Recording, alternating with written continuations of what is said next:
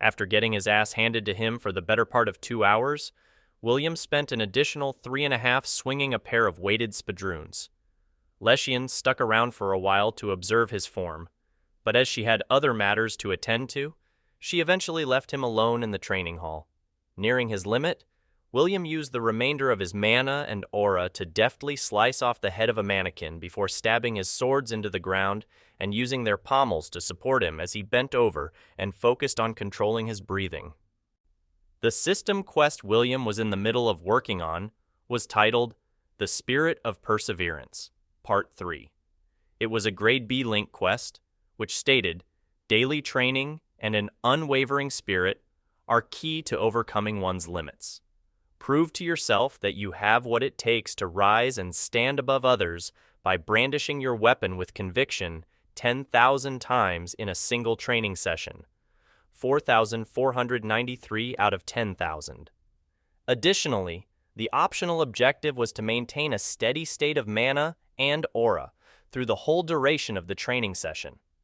The quest promised 5,000 points of karma, an item called Gat's Bandana, and Aspiring Champion's Belt as a reward. Seeing that he wasn't even halfway toward his goal, William exhaled a sigh and let the tension drain from his body. The first 2 quests in the chain had been relatively straightforward, simply requiring that he train regularly for a month and then 6 months, but he had been stuck on the third for nearly a year and a half. 10,000 swings is too much, thought William, lying down and sprawling out with his arms and legs spread wide. Even with Dominate allowing him to push himself far beyond his limits, he had only exceeded 5,000 blows a single time.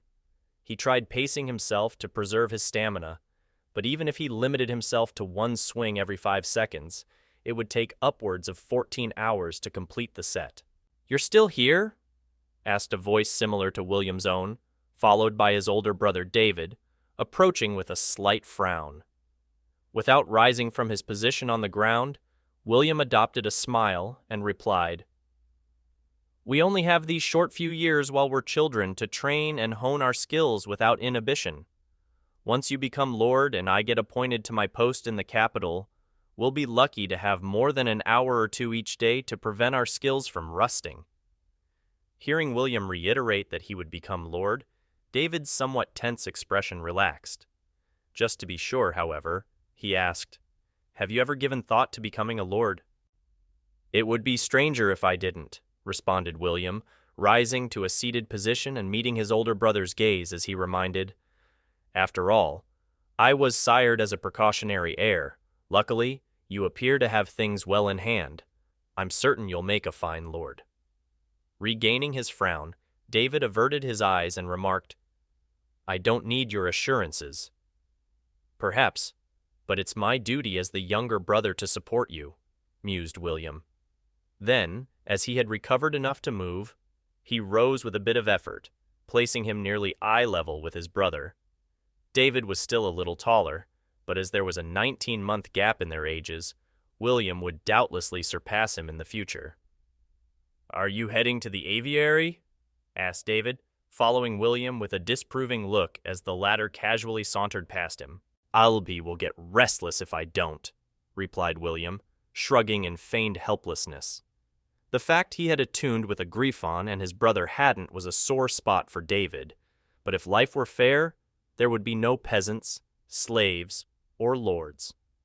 "I depart for the Royal Academy in 6 days' time," said David, causing William to stop, half-turn, and meet the older Orathir's gaze before he averted his eyes and added, "I would like it if you were there to see me off." "Of course," replied William, smiling without hesitation. He struggled with viewing the Oerthirs as genuine family, but as it wouldn't be fair to them if he distanced himself or behaved like an outsider, he did his best to play the part fate had assigned him. Ostensibly relieved by William's response, David breathed a sigh of relief. However, as he didn't like being viewed as weak, he subsequently issued a snobbish harumph before turning away and saying, "You may go. I wish to train in peace." "May your training be fruitful," said William, offering more of a nod than a bow before turning to depart, passing several of David's entourage along the way. The forthcoming lord had a bit of a thing for descendants of the Zoan tribes, so most of his servants were buxom and athletic women with fluffy ears and tails. William empathized with this quite a bit, but while the worlds he had been reincarnated into had some breathtakingly exotic and beautiful women, he had little interest in pursuing romance, not for lack of desire, but because of his personal circumstances. He would feel betrayed if he discovered that his lover was a reincarnator and had kept it from him, so he refused to put someone else through that. "I'll be damned if it isn't tempting, though," thought William, sneaking a few glances at the members of David's entourage as he passed. His own wasn't lacking in beauties, but as many of them had been present since his birth, assisting in changing his diapers and other such things, William regarded them more as family than objects of desire. His innate helped a lot in that regard. 1 year has passed again. Clear your mind. No wayward thoughts. William instructed himself, his expression a serene smile, as he sat in the shallows of a plunge basin, fed by a weak, curtain-like waterfall. Leschian had received permission to take him on an excursion to a monster-infested forest for survival training, so it had been just the two of them for the past 3 weeks, living off nature's bounty. A few meters from William's position, Leschian was enjoying the feeling of the waterfall's frigid waters trickling down like a natural shower, cleansing the dirt and grime from her lithe and very naked body. She wasn't exactly a feast for the eyes, but the innumerable scars adorning her body and the complex network of runic tattoos covering her back, shoulders, and much of her exposed flesh made it difficult not to stare. Each had a story, but as Leschian rarely talked about the past, William could only imagine what they were. Having felt William's gaze on her for quite some time, Leschian turned to meet it, her expression equally relaxed as she asked, "Are you curious?" "Of course I am," replied William. "According to what I've read, it's taboo for an elf to leave a permanent mark on their flesh, and since you recover from any wound, you must have received those tattoos before becoming immortal." As she had mistakenly believed William was at the age where he began taking an interest in the opposite sex, Leschian found herself at a loss for words. Since her mind worked much faster than normal, however, there was no discernible pause before she reached up, touching the branching, tree-like tattoo that followed her collarbone as she stated, "What greater taboo can there be than baring one's fangs at their creator? These marks are the proof of mine and many others' convictions. If I asked, would you tell me about yourself and your past? I've read the tales and fables, but I place little value in penned history," stated William. Shaking her head, Leschian adopted a notably distant smile as she replied, "My sins are my own to bear, and, once our paths diverge, the odds of us meeting again are slim. Just focus on shaping your future." Raising his right brow, William questioned, "I can't write to you? You are my master, you know. Wouldn't you like to hear of my achievements and such?" "If you accomplish anything of note, I'll hear about it naturally," replied Leschian, her expression and tone bordering on apathetic as she turned away and stepped back into the waterfall's curtain, ostensibly finished with their conversation. "There she goes, closing herself off again," sighed William. It was fairly obvious that Leschian had endured considerable loss throughout her life, but he felt she was making a mistake by distancing herself from others. He put up quite a few walls of his own, but forming bonds was one of the things that gave life meaning. He was also a firm believer in fate. So since their paths had crossed, and she had helped him become stronger, William couldn't simply ignore Leschian's plight. "Let's make a deal," said William. Leschian didn't turn to acknowledge him, but since she could probably sense everything within a kilometer of their position, he just continued, adding, "When I receive the grade of master, you will attend the ceremony. In exchange, if you ever find yourself weary of wandering or simply want to rest in a comfortable bed, you can always seek me out. I will have a room prepared for you.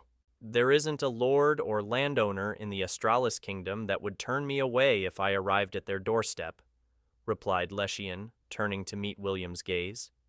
"However, if you can beat the odds and become a master, I will attend the ceremony, not to congratulate you, but to verify you are worthy of the title." That was my hope from the start, mused William, smiling from ear to ear.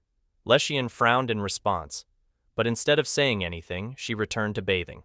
Due to her curse, her temperature was self-regulating, and she didn't become pruny no matter how long she bathed. Thus, it wasn't until a few minutes after William got out that she concluded her bath, sporting a conflicted, pouty expression. With a height of more than 5 meters, a length exceeding 15, and a bipedal frame encased in rock-like armor, the monster that William was stalking caused the ground to shudder with each step. Its basic structure resembled a T-Rex, possessing 2 powerful legs, tiny arms, a long, thick tail, and a theropod skull full of large, dagger-like teeth. Some noteworthy differences were that, instead of being covered in leathery hide, feathers, or fur, the creature's skin resembled an assortment of brown, beige, and red rocks clumped together. It also had thick stone-like plating along its back, the sides of its legs, and especially its tail, making the latter a lethal club that could easily fell trees or splinter boulders. Beating this thing without the use of Dominate is going to be difficult, thought William, feeling nervous but not exactly afraid.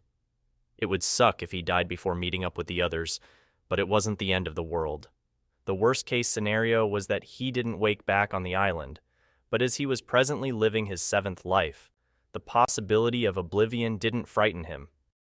Unaware that it was being stalked, the oversized monster, known as a Talamnath, swiveled its head from side to side, loudly sniffing the air a few times before bending its knees, lowering its head, and taking several large gulps from a flowing stream. "It's go time!" William exclaimed internally, darting forward at nearly 100 meters per second. The Talamnath immediately reacted to his presence, but since it had to strain to raise and turn its tremendous bulk, William was able to get close enough to slice at the tendon of its right leg just above its foot with an aura-empowered slice. Though William's attack found purchase, causing a veritable torrent of blood to shoot out from where he had sliced, the Talamnath's mobility didn't seem affected as it twisted its colossal frame and lunged toward him in an attempt to crush him with its massive jaws. William responded by leaping back even faster and hurling a throwing knife at the monster's left eye, but while his aim was true, it, unfortunately, bounced off the thin but durable membrane protecting it. Taking advantage of his smaller size and much greater agility, William dodged to the side as the Talamnath slammed the front of its body down and pushed itself forward with its exceptionally powerful legs, tearing up the ground like an industrial bulldozer. It then tried to hammer him with its tail, but he was able to leap forward and pass under it, taking advantage of the momentary opening created to materialize a spear from the bangle on his right wrist, stabbing it into the creature's ass. Enraged further, the Talamnath performed a surprisingly swift spinning motion, tearing up the ground around it and producing a powerful gust of air that forced William back. When it came to a stop, viscous, shimmering orange drool could be seen leaking from its mouth, producing a loud hiss as it fell to the ground, burning and corroding it like acidic napalm.